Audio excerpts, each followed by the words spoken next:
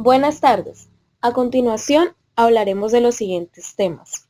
Primero, resolución número 2310 del año 1986. Segundo, decreto número 616 del año 2006. Tercero, el sistema HACCP. La resolución 2310 del año 1986, por el cual reglamenta parcialmente en el título 5 de la Ley 09 de 1979 en lo referente a procesamiento, composición, requisitos, transporte y comercialización de los derivados lácteos. Las disposiciones generales y definiciones.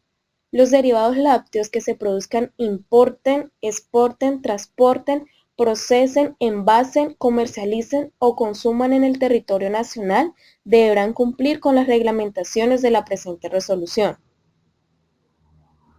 De los derivados lácteos. Denomínase derivados lácteos los diferentes productos elaborados a base de leche mediante procesos tecnológicos específicos para cada uno de ellos. Los aditivos deben ser aptos para el consumo humano. Del producto higienizado. El producto higienizado es aquel que ha sido sometido a un proceso físico como pasteurización, ultrapasteurización u otro objeto de reducir al mínimo los posibles peligros para la salud del consumidor. A continuación, vamos a hablar de cualquier derivado que se pueda realizar con la leche. El aceite o grasa de mantequilla es el producto higienizado que se obtiene por eliminación casi total del agua y los sólidos no grasos de la mantequilla. El arequipe es el producto higienizado obtenido por la concentración térmica de una mezcla de leche y de azúcares. Caseína es el producto higienizado obtenido de la acidificación de la leche descremada separada por precipitación mediante un proceso tecnológico apropiado para estos fines. La crema de leche es el proceso higienizado obtenido por reposo o centrifugación de leche adicionado o no de cultivos lácticos específicos. Helado es el producto higienizado obtenido a partir de una mezcla de grasa y proteínas de leche con edulcorantes y otros ingredientes. Leche condensada azucarada es el producto higienizado obtenido por deshidratación parcial a baja presión de una mezcla de azúcar y leche. Leche en polvo azucarada es el producto higienizado obtenido por deshidratación de una mezcla de leche y de azúcar. Leche fermentada es el producto higienizado obtenido a partir de la leche coagulada por la acción de cultivos lácticos específicos. Manjar blanco es el producto higienizado obtenido por la concentración térmica de una mezcla de leche y azúcar, con el agregado de harina o almidones. La mantequilla es el producto graso higienizado a partir de leche descremada adicionada o de cultivos lácteos específicos, como decíamos anteriormente. La mezcla para helado o base para helado es el producto en forma líquida o en polvo que se destina a la preparación de helados. Postre de leche es el producto higienizado obtenido por la mezcla de la leche con otros ingredientes específicos para su manufactura y la presentación al consumidor en forma semisólida o sólida. También tenemos el queso, es el producto obtenido por coagulación de leche, de la leche descremada, de la leche de suero, del suero de mantequilla o de la mezcla de algunos de estos, por la acción de coágulo o otros coagulantes aprobados. Suero es el producto residual obtenido a partir de la leche en la elaboración del queso o de la mantequilla. Todos estos procedimientos o todos estos productos son derivados de la leche. Como estos hay muchos más, sino que los que nombramos anteriormente son los más importantes. A continuación, seguimos con los equipos y utensilios. Los equipos y utensilios que se emplean en la elaboración de los derivados lácteos deberán ser de material higiénico sanitario, es decir, cualquier persona, el transporte, el envase de los lácteos, es decir, de la leche, debe estar regulado con esta resolución y debe ser aprobada por estos mismos. Del yogur, Denomínase yogur al producto obtenido a partir de la leche higienizada coagulada por la acción de Lactobacillus bulgaricus y Streptococcus, los cuales deben ser abundantes y viables en el producto final. Estos son, por decir, como bacterias que se le echan a la leche en sí para que dé el yogur como tal. De las clases de yogur, para efectos de la presente resolución se consideran las siguientes. Primero, según su contenido de grasa láctea. Primero debe ser entero, semidescremado y descremado. Y la otra es según se adicione o no el azúcar. Depende si es dulce o no es dulce. Del kumis, producto obtenido a partir de la leche higienizada coagulada por la acción de las mismas bacterias del yogur, los cuales deben ser abundantes y viables en el producto final. De las clases de yogur, para los efectos de la presente resolución se denominan las siguientes. Primero, su contenido de grasa láctea, lo mismo del yogur, puede ser entero, semidescremado o descremado. Y según se adicione el azúcar, con dulce o sin dulce. De la leche fermentada a larga vida. Denomínase leche fermentada a larga vida el producto obtenido a partir del yogur o del kumis sometidos a procesos de ultrapasteurización. De las características de la leche fermentada a larga vida. La leche fermentada a larga vida puede presentarse en clases similares a la del yogur o kumis, con las siguientes características. Deben ser físico-químicas las mismas del yogur o la del kumis.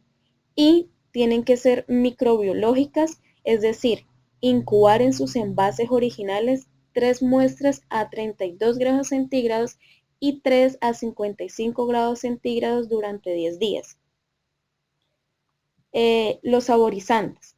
Se permite la adición de saborizantes naturales o artificiales autorizados por el Ministerio de Salud, adicionados en la calidad mínima indispensable para lograr el efecto deseado. De los ingredientes aditivos que pueden emplearse en la leche saborizada. En la elaboración de leche saborizada pueden emplearse los siguientes. Ingredientes: leche en polvo, leche normal, leche condensada, crema de leche, mantequilla, extracto o jarabe de malta, derivados del cacao, azúcares o jugos concentrados de frutas. Tenemos los aditivos también, que son acidulantes que permiten la adición de ácido acético, ácido ascórbico, ácido cítrico, ácido fosfórico, ácido fumárico, ácido láctico, ácido málico y ácido tartárico. De la mantequilla, de las clases de mantequilla. Para los efectos de presentación se consideran las siguientes: mantequilla de suero o mantequilla sola normal. La mantequilla sola normal es aquella elaborada exclusivamente con crema de leche fresca, higienizada, adicionada o de cultivos lácticos específicos. Mantequilla de suero es aquella elaborada con grasa de suero o su mezcla con crema de leche previamente higienizada, adicionada o no de cultivos lácticos específicos. También tenemos del queso. Las clases de queso se distinguen las siguientes: queso fresco, queso semimaduro y queso maduro. En el queso fresco es el producto higienizado sin madurar que después de su fabricación está listo para el consumo. En el queso semimaduro, después de su fabricación, se mantiene un tiempo mínimo de 10 días en condiciones ambientales apropiadas para que se produzcan los cambios bioquímicos y físicos. Y en el queso maduro, después de su fabricación, permanece un tiempo determinado en condiciones ambientales apropiadas para que se produzcan los cambios bioquímicos y físicos. De las áreas de las plantas de producción de derivados lácteos. Las plantas de producción de derivados lácteos, cuando los procesos o las necesidades lo requieren, deberán tener un funcionamiento de las siguientes áreas o secciones. Primero, separadas físicamente entre sí y destinadas a recepción de la leche, lavado y desinfección de cantinas. Segundo, proceso y envase. Tercero, cámara frigorífica. Cuarto, laboratorio de control o contrato con laboratorio. Quinto, materias primas y material de envase y embalaje. Sexto, almacenamiento y entrega de los derivados lácteos. Y por último, la cafetería como tal. Del otro lado, siempre deberán funcionar en sí secciones o áreas separadas físicamente entre sí, las destinadas a materiales de aseo y sustancias tales como agentes de limpieza y desinfectantes. Segundo, sustancias peligrosas tales como plaguicidas, raticidas u toxinas que representen riesgo para la salud. Cuarto, vestidores independientes para los hombres y mujeres, servicios sanitarios independientes para hombres y mujeres y el depósito de desecho. Tenemos también los requisitos para el enfriamiento y almacenamiento. El enfriador con capacidad apropiada de acuerdo con el volumen y velocidad de recepción de la leche que permitan su enfriamiento. Asimismo, permite también conservarla por un lapso de tiempo más largo. Por último, tenemos los requisitos para la higienización de la leche y los derivados lácteos de acuerdo con las necesidades del proceso. Equipos o de sistemas de pasteurización o ultrapasteurización provistos en la pertinente, de reguladores automáticos de válvulas de seguridad y de sistemas adecuados para el control y registro de la temperatura, y también un tanque para el almacenamiento a temperatura entre 4 a 6 grados centígrados del producto higienizado que lo requieran antes de ser envasado. La anterior resolución, ¿qué nos quiere decir? Nos cuenta qué procedimientos se le pueden hacer a la leche, qué se deriva de la leche, como el queso, la mantequilla, el yogur, el kumis, entre otros productos, manjares que se puedan determinar de ella. Asimismo, nos ayudan en general lo que acabamos de escuchar, a qué le podemos adicionar, que sí, que no, las cantidades y el tiempo necesario para su proceso. Segundo, decreto número 616 del año 2006, por el cual se expide el reglamento técnico sobre los requisitos que debe cumplir la leche para el consumo humano. Aquí en este decreto nos va a hablar en general sobre las prácticas del consumo de la leche en general. Para los efectos de reglamento técnico se adoptan las siguientes definiciones.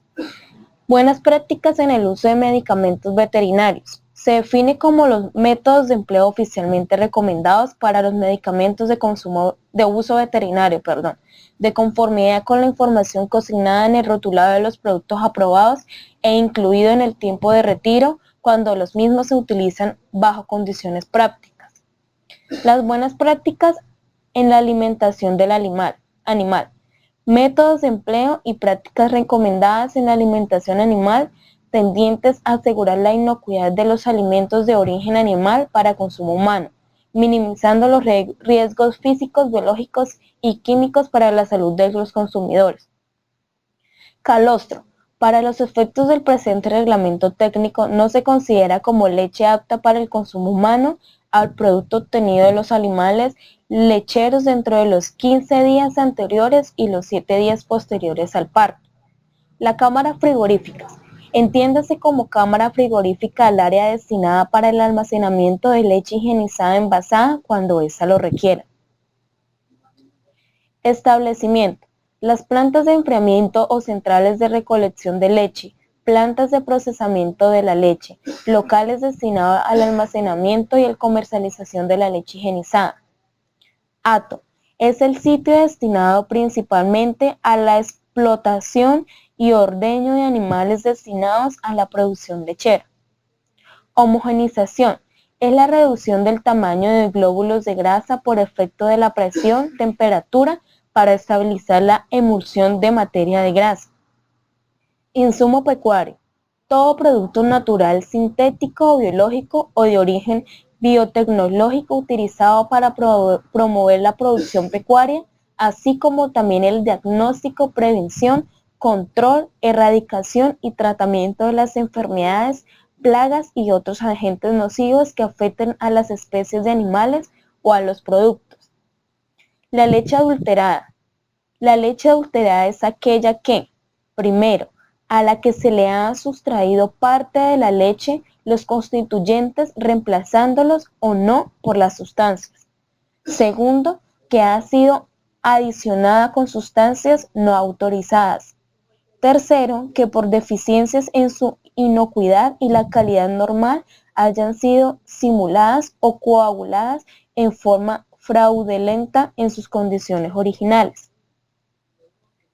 Tenemos la leche alterada, que es aquella que ha sufrido deterioro en sus características microbiológicas, físico-químicas y organolépticas o en su valor nutritivo por causa de agentes físicos o químicos, como también biológicos, naturales o artificiales.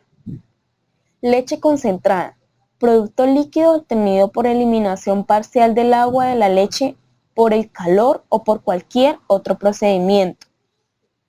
Tenemos también la leche contaminada, que es aquella que contiene agentes o sustancias extrañas de cualquier naturaleza en cantidades superiores a las permitidas en las normas nacionales o en su defecto en normas reconocidas internacionalmente. Tenemos también la leche cruda. La leche es la leche que no ha sido sometida a ningún tipo de termización ni de higienización. Leche lactosada, producto en donde la lactosa ha sido desdoblada por un proceso tecnológico en glucosa y galactosa como máximo en un 85%.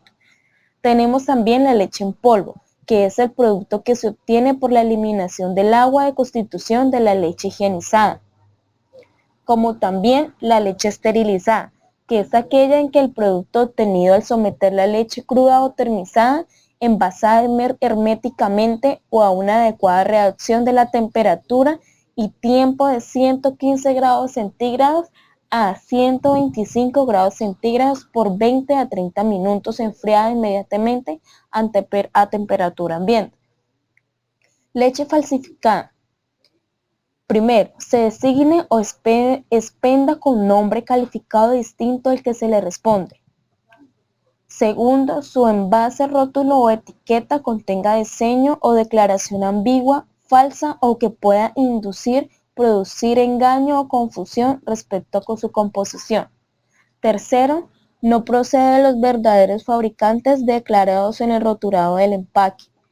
Cuarto, que contenga la apariencia y caracteres generales de un producto legítimo, protegido o no por marca registrada y que se denominase como sin serlo. Es decir, que engañen a las personas por etiquetas que no tengan nada que ver con la marca en que se desea asignada la leche. También tenemos la leche para uso industrial, que es leche destinada a un uso diferente al consumo humano. Leche recombinada, que es el producto que se obtiene de la mezcla de la leche cruda con la leche reconstituida en una proporción no mayor del 20% de esta última. La leche reconstituida es el producto uniforme que se obtiene mediante un proceso apropiado de incorporación de agua potable a la forma deshidratada o concentrada de la leche. Leche termizada es el producto obtenido al someter la leche cruda a un tratamiento térmico con el objeto de reducir el número de microorganismos presentes en la leche y permitir un almacenamiento más prolongado antes de ser sometido a la elaboración anterior. También está la planta para la pulverización, que es el establecimiento destinado a la concentración y deshidratación de la leche previamente higienizada con destino al consumo humano. Producto inocuo es aquel que no presenta riesgo físico, químico o biológico y que sea apto para el consumo humano. Destino de la leche. La leche enfriada en plantas de enfriamiento o centrales de acopio solo podrá destinarse a plantas de procesamiento de leche o procesos posteriores que aseguren la inocuidad de sus productos. La clasificación de las leches. La leche se clasifica en las siguientes formas. Primero, de acuerdo con su contenido de grasa. A puede ser entera, B semidescremada y C descremada totalmente. 2. De acuerdo con su proceso de fabricación. A puede ser pasteurizada, B ultrapasteurizada, C ultrapasteurizada, leche larga vida, y D esterilizada en polvo y F deslactosada. La Planta Nacional de Control de Residuos. Las plantas para el procesamiento de la leche deberán cumplir con lo establecido en el Plan Nacional de Control de Residuos, que para tal efecto expedirá el ICA y el Ministerio de Protección Social. Equipo mínimo. Las plantas para el procesamiento e higienización de la leche deberán contar como mínimo con el siguiente equipo. Primero, sistema de clarificación y filtrado. Segundo, homogenizador. Tercero, equipo para higienización de la leche. Y cuarto, el sistema de concentración de sólidos para permitir la eliminación de parte del agua cuando se extrae la leche evaporada. Tiempos y temperaturas para los procesos de higienización. Se autorizan los siguientes tiempos y temperaturas en los procesos de higienización. Primero, pasteurización discontinua. La leche debe permanecer durante 30 minutos a una temperatura entre 61 grados centígrados y 63 grados centígrados. Segundo, pasteurización de flujo continuo. La leche debe permanecer durante 15 a 17 segundos a una temperatura entre 72 y 77 grados centígrados. 3. Ultrapasteurización y ultra alta pasteurización.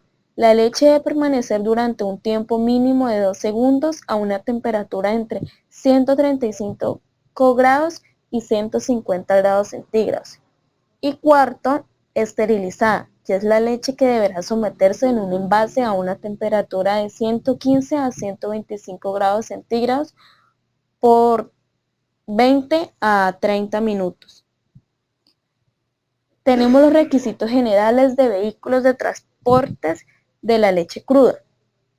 Las partes interiores de la unidad de transporte, incluyendo el techo y piso, deben ser herméticas, deben tener circulación de aire, deben estar fabricadas con materiales resistentes a la corrosión, deben ser impermeables, con diseños y formas que no permitan el almacenamiento de residuos y que sean fáciles de limpiar, lavar y desinfectar.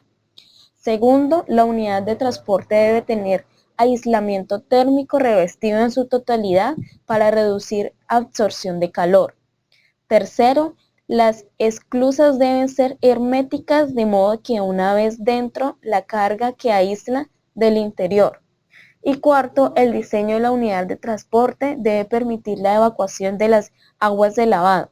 En caso de que la unidad de transporte tenga orificios para el drenaje, estos deben permanecer cerrados mientras la unidad contenga el alimento. Por último, también tenemos las visitas de inspección, es decir, el ICA.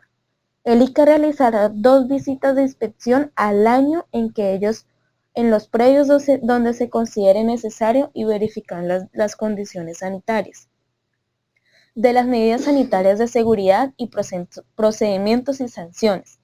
El régimen de sanciones por el incumplimiento del dispuesto en el presente reglamento técnico será el consagrado en la Ley 09 de 1979 en concordancia con el Decreto 3075 de 1997 y en las disposiciones que lo modifiquen, adicionen o sustituyan en el mismo decreto.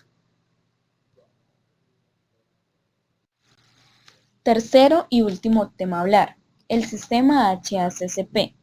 El sistema HACCP, que tiene fundamentos científicos y de carácter sistemático, permite identificar los peligros específicos mediante medidas para su control con el fin de garantizar la inocuidad de los alimentos. El sistema HACCP es un instrumento para evaluar los peligros y establecer sistemas de control que se centran en la prevención en lugar de basarse principalmente en el ensayo del producto final. Se basa en un enfoque preventivo ante los peligros biológicos, químicos y físicos.